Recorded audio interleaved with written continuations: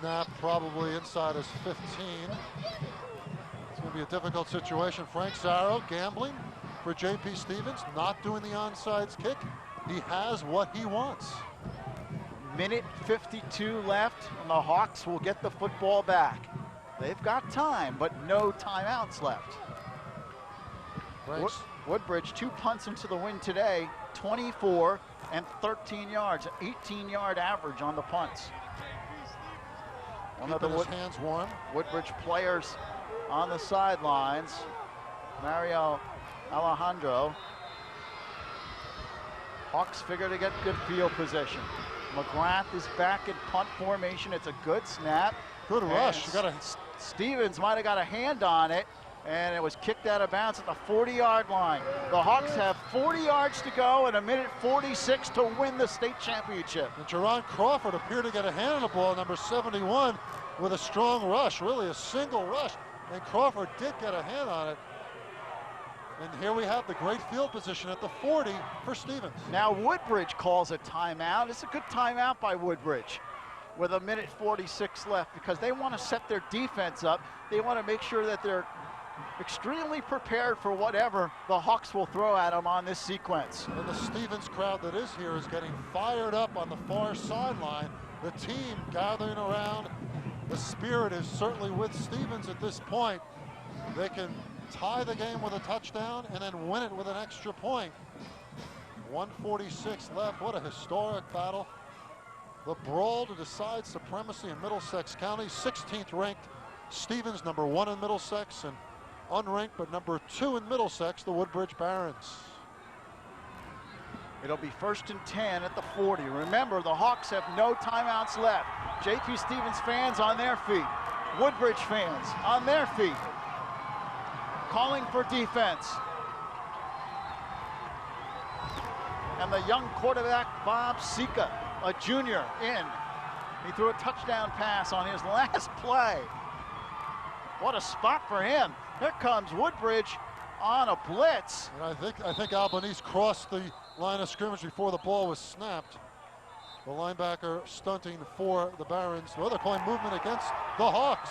And that'll back J.P. Stevens up 5 yards. Well, obviously Woodbridge strategy. We'll see Albanese. Watch Albanese come right over center. Well, they're saying the movement was by J.P. Obviously the strategy come after the young quarterback. That penalty declined by the Barons. They want the Hawks to have one less down to work with. 1:35 and counting down. Sika looks to throw. In trouble. Lets it fly. Receivers wide open. Incomplete. Whoa. Wide open. Shaquan Lane. Well, Shaquan Lane is fast, but he couldn't catch up with that one. Oh, but he had the secondary beat. Bill Nyers is besides himself on the Woodbridge sidelines. He's trying to figure out where was our secondary on that play. As Sika drops back, and the southpaw throws it downfield. Lane is there, but the ball overthrown. Hawks down to 2 more plays. Frank Zarro, fellow who's been through a lot of football wars. A lot happening right here. 3rd and 13. At the 43. Throw outside, incomplete. Intended for Powell. And now J.P. Stevens is down to its last play. Well, difficult situation. Sika, who made the tremendous touchdown pass, the 60-yard slant pattern to Lamb. Here he comes back, trying to make things happen in the waning moments. And now with a 4th and 13, and perhaps the last play of the year for J.P. Stevens. This is it. Both set of fans on their feet. 4th down, 13 for the Hawks. It's do or die for Stevens.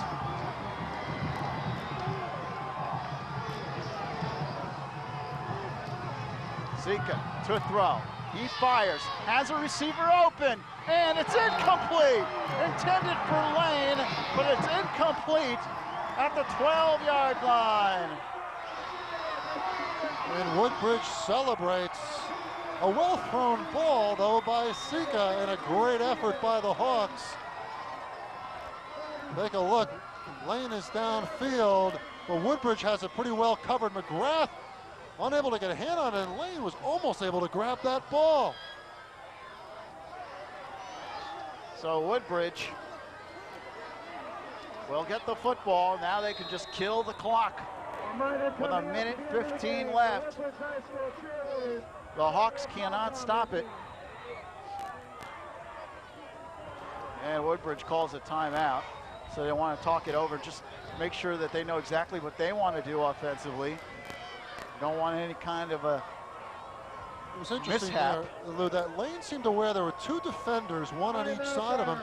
Might have taken off his concentration just a little bit, because that turned out to be a catchable ball. Would have been a magnificent play as it is. What a great game, though. Well, no quit in J.P. Stevens. They came back beautifully after it appeared that they had no chance. And Woodbridge seeking their first Central Jersey Group 4 title since '93 over Trenton. I'll tell you, Bill Nyers better watch out because that Gatorade is on its way. Well, they've got a little time to wait. Little does he suspect. McGrath takes a knee with a minute 10 left. Well, he just got it. Not the type of day you want to get doused with that. 31-year-old Bill Nyers, 84 graduate of Woodbridge, and certainly a shining moment for that alum here this afternoon. Clock ticks. 50 seconds left. The Hawks cannot stop the clock. McGrath will take another knee, and he goes down.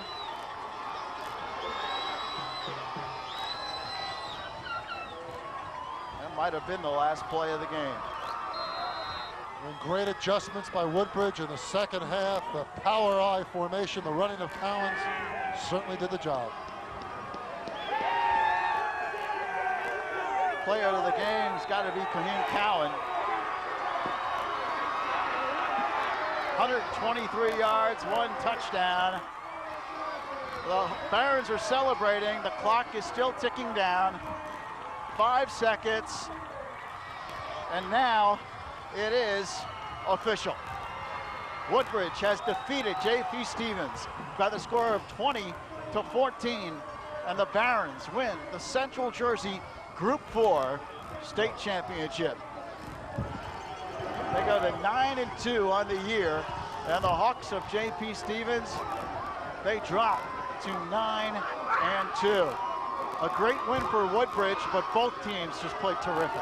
And I just shook hands with George Missack, the freshman coach who calls plays up here in the booth for Woodbridge, and a great job of adjusting, getting the ball to Kahim Cowan in the second half. Great job blocking out of the power I formation, and Woodbridge controlled the ball, controlled the clock, and ended up controlling the game. Look at that young man with a hand up in the air. Kahim Cowan, well over 100 yards rushing, and I don't even know if he can stand anymore. 23 carries, 123 yards, a touchdown, was banged up, grabbed around the shoulder. Keith Hemmings, his teammate, had gone out in the first half with a severe ankle injury, could not return. But Woodbridge took it to the ground. That great ground assault and that rhino power I formation, as the coaches call it, the rhinoceros formation, and the great blocking of Rob Terabetsky, number 76, and Ray Bobel, number 89, as blocking backs for Kahim Cowan, and that was the difference in this game. Well, obviously a tough loss for the Hawks as they lose this game, but what a turnaround this year for J.P. Stevens as they reeled off 9 straight victories after losing on opening day to Sayreville, and what a job Frank Zarrow has done with this program. Oh, just turned things completely around. He came in here in '93, was 0-9. '92, they had their first winning season, haven't had a winning season since then. 4-5 last year, picked by nobody to be in the picture in Middlesex County. Number 8 in the Star Ledger in the early Middlesex rankings. Comes all the way back, 9 wins in a row, averaging 38 points a game and blowing out everybody in sight. And today, up against it a bit, their starting quarterback, Mike Giuliano, suspended for violating team rules. Shaquan Lane steps in, does a nice job trying to run the ball club as an interim quarterback. And then the great clutch pass thrown by Bob